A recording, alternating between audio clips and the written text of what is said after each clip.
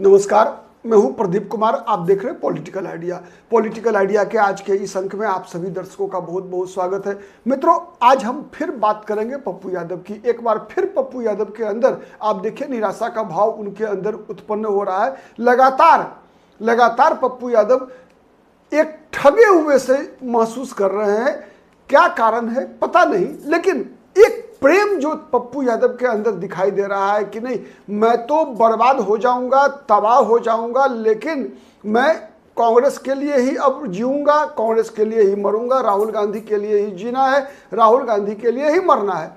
तो सवाल ये उठ रहा है कि जो पप्पू यादव कई बार कई चुनाव अलग अलग दलों मतलब राष्ट्रीय जनता दल से लड़े, उसके बाद निर्दलीय भी रहे, समाजवादी पार्टी से भी लड़े, जीते भी हारे भी, अपनी पार्टी बनाई जन अधिकार पार्टी, निर्दलीय भी लड़े, जीते हारे, सब कुछ किया। वो आज जीवन के इस मुहाने पर आकर, मोड़ पर आकर क्यों इतने मजबूर दिखते हैं? तो सवाल ये उठता है कि पप्पू यादव किसके लिए मजबूरी है? कांग्रेस के लिए मजबूरी है या मजबूती का कारण बनेंगे? या पप्पू यादव को कांग्रेस का साथ चाहिए? किस कारण से? पप्पू यादव की यह मजबूरी है या उससे पप्पू यादव मजबूत हो रहे हैं? क्या है ये संबंध, क्या है ये रिश्ता? अगर आज हम इसी बात को समझने का प्रयास करें इस वीडियो में, तो सबसे पहले बात समझ में आती है कि कांग्रेस की बात हम करते हैं तो फिर पप्पू यादव की बात लगता है कि वैसे ही समझ में आ जाएगा अगर कांग्रेस की भूमिका की केवल हम तहकीकात कर लें। अगर मैं कहूं कि 1997-98 के बाद से कांग्रेस बिहार में एक शक्ति के रूप में अगर दिख रही है, अगर कभी नहीं दिखी है, अगर दिख रही है तो पहले 2025 में दिख रही है। और 2025 में जब मैं बात कर रहा हूं कि कांग्रेस एक ताकत के रूप में दिख रही है, राजनीतिक शक्ति के रूप में दिख रही है, दिख रहा है कि इस विधानसभा चुनाव के परिणाम को प्रभावित करने की क्षमता कांग्रेस ने हासिल किया है, तो इसमें पप्पू यादव की भी बड़ी भूमिका रही है, कन्हैया कुमार की बड़ी भूमिका रही है। और सबसे बड़ी बात है कि पप्पू यादव कन्हैया कुमार की भूमिका को संरक्षण देने में राहुल गांधी का हाथ रहा है। राहुल गांधी के बगैर संरक्षण के ये चीजें संभव ही नहीं थी। जिन मुद्दों का एक तरह से कह सकते हैं कि पहले अगर 2025 से पहले आप देखते तो कांग्रेस की स्थिति केवल और केवल एक मूक दृष्टा की थी, मतलब आरजेडी के पीछे पीछे चलते रहना है, यही कांग्रेस की स्थिति थी। लेकिन अगर वर्तमान में देख ले, अगर हम अभी जिस प्रकार की यात्रा चल रही है राहुल गांधी की, तो आपने देखा कि 2025 में बिहार में महागठबंधन के ड्राइविंग सीट पे राहुल गांधी है।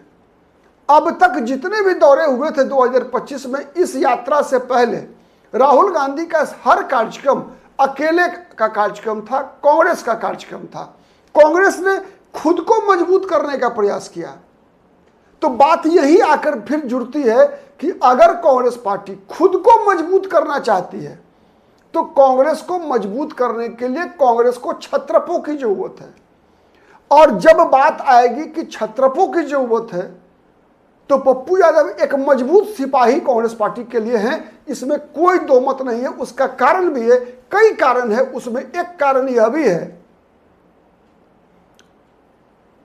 कि मगध प्रमंडल का, मध्य बिहार के जिस कारण से आपत्ति है लालू यादव के परिवार को पप्पू यादव से, उसके भी 2-3 कारण हैं।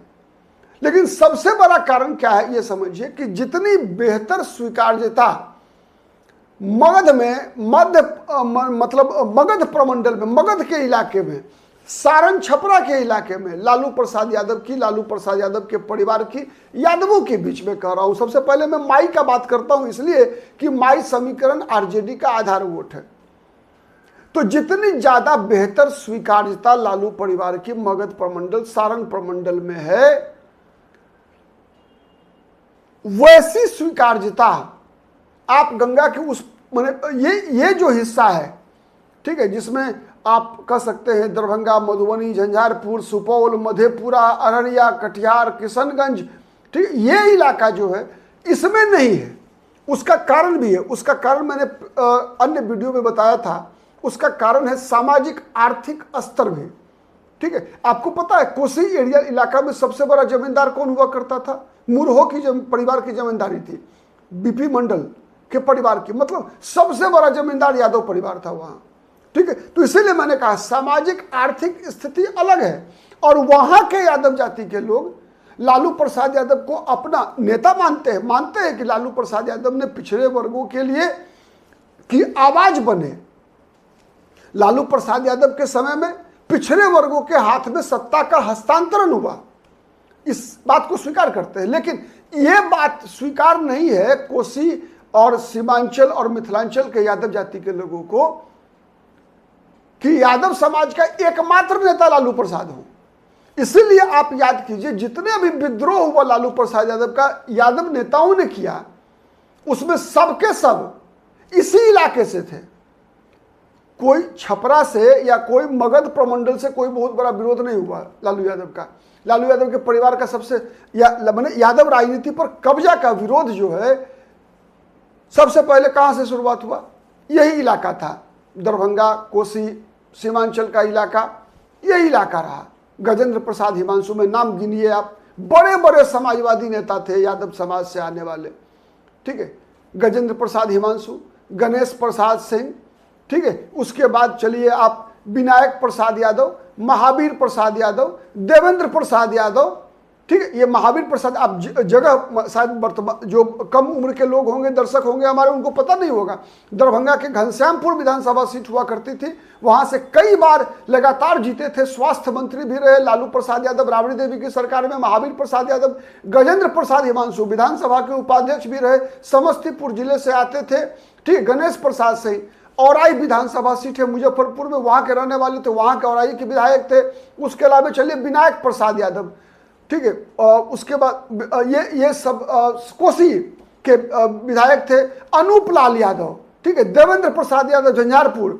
ठीक है, तो ये सभी जितने भी बड़े नेता थे यादव समाज के, पप्पू यादव खुद बीपी मंडल का परिवार है, रमेंद्र यादव रवि मधेपुरा में। ठीक है, ये बड़े बड़े चूंकि कारण है उसका, जो सामाजिक, आर्थिक और शैक्षणिक तीनों पैरामीटर पे अगर देखेंगे तो यादव समाज की स्थिति मगध और सारण प्रमंडल की तुलना में ये जो दरभंगा, कोसी और सीमांचल का इलाका है उसमें यादवों की स्थिति तुलनात्मक रूप से बेहतर रही। और बेहतर रहने का कारण क्या कारण है कि कारण लालू यादव के नेतृत्व को लगातार चुनौती यहीं से मिलती रही। तो इसी चुनौती के दौर में जब 2015 में पप्पू यादव आरजेडी से एमपी थे, मधेपुरा से जीते थे 2014 में, तब जब आरजेडी के राष्ट्रीय परिषद की बैठक हो रही थी, तब जब लालू प्रसाद यादव ने अपना उत्तराधिकारी तेजस्वी यादव को घोषित किया था, तब पप्पू यादव ने उसे चुनौती दिया था, कहा था कि लालू प्रसाद यादव का राजनीतिक वारिस पप्पू यादव है, तेजस्वी यादव, तेज प्रताप यादव लालू यादव के संपत्ति के वारिस हो सकते हैं। उसी दिन से पप्पू यादव को किसी भी प्रकार से लालू यादव ने टॉलरेट नहीं किया। और जब 2024 के लोकसभा चुनाव में पप्पू यादव ने उम्मीदवारी घोषित की सलाम पूर्णिया और प्रणाम पूर्णिया करके पूर्णिया लोकसभा सीट पर, तो वहां यादवों का तो समर्थन मिला ही, सहानुभूति मिला। पप्पू यादव के जितने आंसू बहे, हर आंसू पे पप्पू यादव के पीछे वोट गिरा। न केवल यादवों का बल्कि मुसलमानों का और साथ में अन्य जातियों का भी पप्पू यादव हीरो बन के उभरे। अंत में पप्पू यादव को हराने का कोई रास्ता नहीं दिख रहा था, तो तेजस्वी यादव ने यह तक बयान दिया कि पप्पू को जिताने से बढ़िया है आप बीजेपी को सीधा वोट दे दीजिए। यह कारण है कि पप्पू, यही मैंने कहा कि पप्पू यादव वो शख्स हो सकते हैं जो बिहार में कांग्रेस पार्टी के खोए हुए आधार को वापस ला सकते हैं। तो इस मामले में देखेंगे तो पप्पू यादव मजबूती है का कारण बन सकते हैं कांग्रेस पार्टी के लिए, और इस माध्यम से पप्पू यादव भी मजबूत होंगे। वर्तमान स्थिति क्या है कि वर्तमान स्थिति यह है कि पप्पू यादव अपनी हैसियत के आधार पर, अपने राजनीतिक कद के आधार पर, अपने बलबूते पर या फिर अन्य पार्टियों में आकर जाकर घूमकर फिरकर एमपी एमएलए बने रह सकते हैं, इसमें कोई दो मत नहीं है। लेकिन अगर बिहार में पप्पू यादव चाहते हैं कि कोई बड़ा चेहरा बनकर उभरे राजनीति का, या कांग्रेस पार्टी चाहती है कि अपने बलबूते पर बिहार की राजनीति को हम प्रभावित कर दें, आरजेडी के पिछले को बी टीम बनकर नहीं रहे सब दिन। और चूंकि जब तक राज्यों में कांग्रेस मजबूत नहीं होगी तब तक केंद्र में नरेंद्र मोदी को चुनौती देना राहुल गांधी के लिए मुश्किल है। चूंकि अगर कांग्रेस कमजोर रहेगी, नरेंद्र मोदी सत्ता से बाहर भी चले जाएंगे, तो कोई ममता बनर्जी, कोई अरविंद केजरीवाल, कोई चंद्रबाबू नायडू या फिर कोई नीतीश कुमार जैसे व्यक्ति आकर कहेंगे कि नहीं, मुझे सीएम का कैंडिडेट बनाओ। कितनी बार राहुल गांधी को दुल्हा बनाने के लिए लालू यादव अपना गेम करते रहेंगे। एक उदाहरण के लिए प्रतीक के रूप में मैंने लालू यादव की चर्चा की, इसलिए कि नीतीश कुमार जो इंडिया अलायंस का गठन हो रहा था तो पटना में पीएम कैंडिडेट बनने के लिए ही वो महागठबंधन में गए थे, लेकिन जब लालू यादव ने नहले पे दहला मारा, राहुल गांधी को दुल्हा घोषित कर दिया, तो नीतीश कुमार निकलने का बहाना ढूंढ रहे थे। खैर, वो इतिहास की बात है। इसीलिए वर्तमान परिस्थिति यह है कि हाँ, ये बात मैं सहमत हूं कि 2025 के विधानसभा चुनाव में कांग्रेस को आरजेडी के साथ रहना चाहिए, गठबंधन नहीं तोड़ना चाहिए, लेकिन साथ में गठबंधन बनाए रखते हुए भी कांग्रेस पार्टी को अपनी मजबूती का जो लाठी है, जो सहारा है कांग्रेस पार्टी को, उसके सम्मान की चिंता करना राहुल गांधी का भी काम है। इसलिए अगर कांग्रेस पार्टी चाहती है खुद के पैरों पे खड़ा होना, नरेंद्र मोदी को आप कितना भी नैरेटिव तैयार कर लीजिए, लेकिन आपके पास जब तक आपका संगठन नहीं होगा, आज वर्तमान में मान लीजिए राहुल गांधी बिहार के 243 विधानसभा सीट पे घूमे और कांग्रेस लड़ेगी अगर 60 सीट 50 सीट पर, तो राहुल गांधी के संघर्ष का फायदा किसको मिलेगा? आरजेडी को। सही है, गलत है? सही है ना? अब बताइए, एक जवाब दे दीजिए केवल। जब लालू प्रसाद यादव की राजनीति अपने परवान पर थी, उस दौर में जो पावर का एक अलग अपना हिसाब है, इसमें कोई रिश्ता काम नहीं करता। जब तेजस्वी यादव तेज प्रताप यादव के नहीं हो सकते और तेज प्रताप यादव तेजस्वी यादव के नहीं हो सकते, तो लालू प्रसाद यादव कितने दिन तक राहुल गांधी के होंगे? इसका सबसे बेहतर उदाहरण मैं बता रहा हूं, 1996 जब मुलायम सिंह यादव प्रधानमंत्री बनने वाले थे, एकमात्र विरोध मुलायम सिंह यादव, हरकिशन सिंह सुरजीत तैयार, ज्योति बसु तैयार, चंद्रबाबू, जितने छत्रप थे सब के सब तैयार, एक व्यक्ति तैयार नहीं हुआ, अड़ गया कि नहीं, मुलायम सिंह के बदले किसी और को बना दीजिए।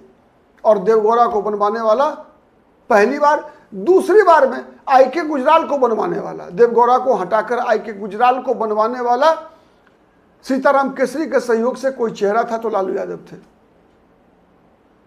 अनुमान लगा लीजिए। नीतीश कुमार की प्रधानमंत्री पद की उम्मीदवारी को खत्म करने में सबसे बड़ी भूमिका लालू यादव की थी। तो यदि कल को कोई ऐसी परिस्थिति उत्पन्न होती है तो कांग्रेस की मजबूती ही काम आएगी।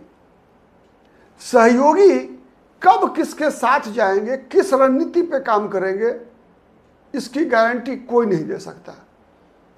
दूसरा, जब तक एक राष्ट्रीय हित में भी मैं बताऊं, राष्ट्रीय हित में सबसे बड़ी आवश्यकता क्या होती है ना, कि राष्ट्रीय राजनीतिक दलों का मजबूत होना।